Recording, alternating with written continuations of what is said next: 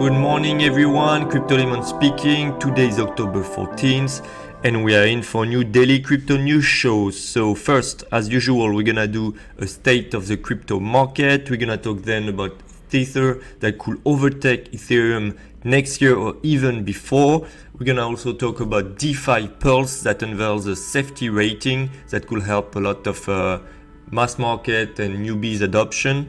And finally, we're gonna talk about Russia that has been cracking on a P2P crypto exchange, LocalBitcoins, but don't worry, Russians were expecting it.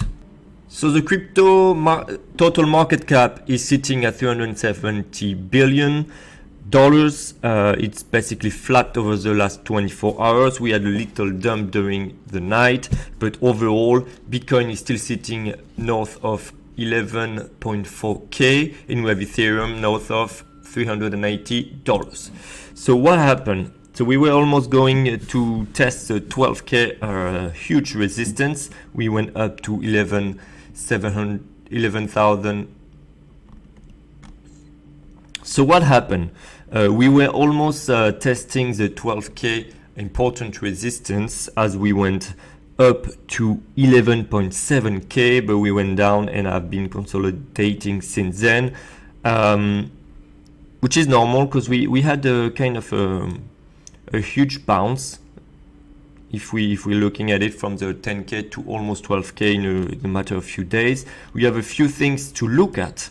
First of all is the volatility that has been at the lowest since it's been all year long. So we close to a annualized volatility close to 40%, which is quite low for an asset like Bitcoin. So it will mean that we're really becoming some kind of risk-off asset. And also the correlation, unfortunately, if you ask me, correlation between Bitcoin and S&P has never been as high over the last 3 months. So almost half, 0.5 out of 1 correlation with S&P.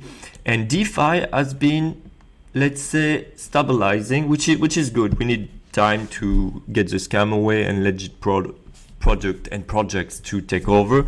So Ethereum locked in DeFi has been stable over the past weeks, and Bitcoin locked in DeFi is slowly increasing, but we can tell it's gonna be stable for the weeks to come. So this is quite nice as it allows really to for project to calmly evolve and develop their new tools more calmly, and less, let's say, sushi swap, forking, and kimchi and all this kind of scams that went on and were riding the DeFi craze. So overall, I think that's a good news.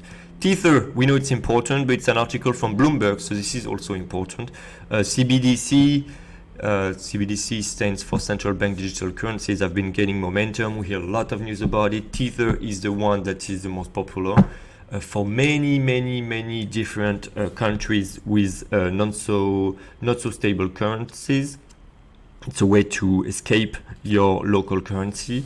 And this article is just stating that Ethereum might become the third cryptocurrency by next year. I think this is true, but I don't think we can consider Tether as a cryptocurrency. It's more like to me, it's more a synthetic dollar. So it's not really a cryptocurrency.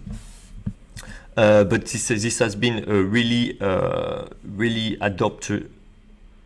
Tether had helped a lot the adoption of cryptocurrencies in emerging markets, as we'll also see a bit later on. So overall, it's important to consider as a stable coin gaining momentum. But as some trader was saying, is putting everything in Bitcoin because actually putting money in the cryptocurrency Tether is being short Bitcoin. That's a way of thinking it. So DeFi Pulse, one of the most well-known platform to look at all the DeFi rate and projects in the market, has announced they will make a score, partnering with the asset modeling platform Gauntlet, and to help people to gauge if a DeFi project is legit and the risk you will have by putting money or asking for a collateralized loan to this specific platform. They rated 2 platforms for the moment, it's been Aave with a 95% score, so really high score, and Compound with a 91% score. This kind of feature has been asked after we all know the MakerDAO liquidation that happened a few months back. So you have an entire article on how and why they gave this safety grade to Aave, which is quite interesting. The platform is here. If you never went on it and you're looking at DeFi, this is really the go-to platform where you can see a lot of cool datas.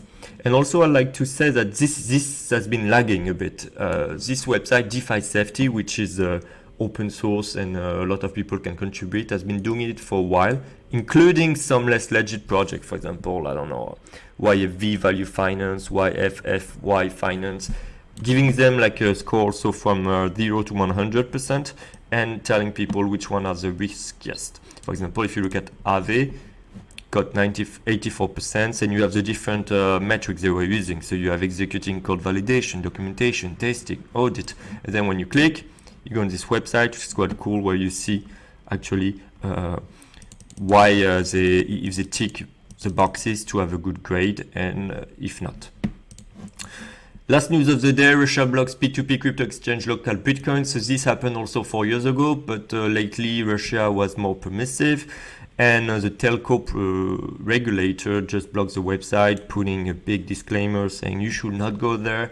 But what happened is that traders on LocalBitcoins have been continuing to trade as they were expecting it and using a lot of VPNs to do so, as there was a warning in July to LocalBitcoin saying they might be shut down in the following weeks or months. It happened.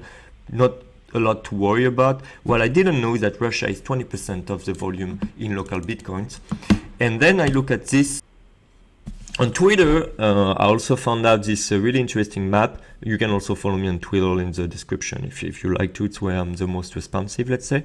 Where actually we see Russia sitting at a volume of 3,420 Bitcoins, which is the biggest market share with 90%.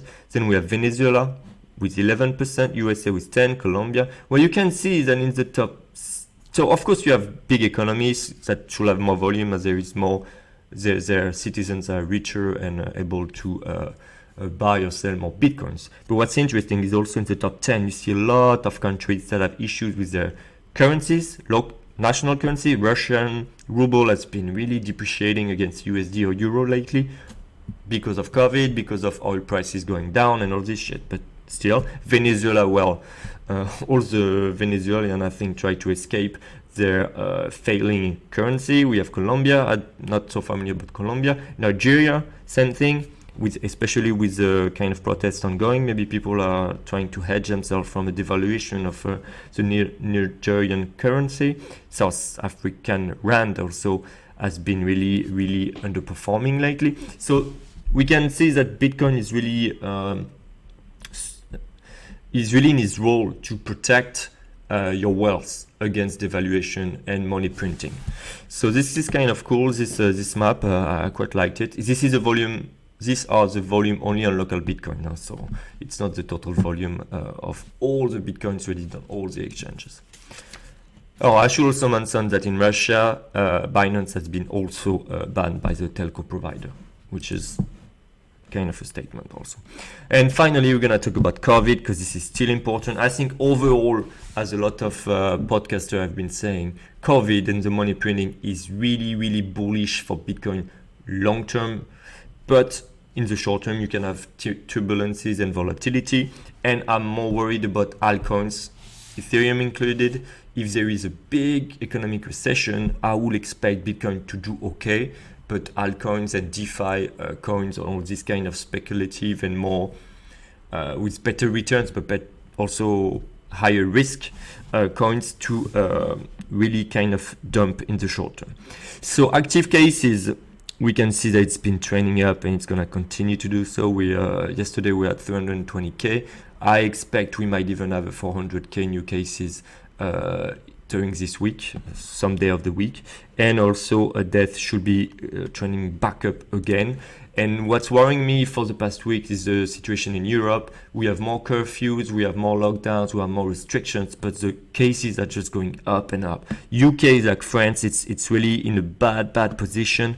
It had its highest new cases yesterday, and I will expect this to go north of 20k a day for the next few days.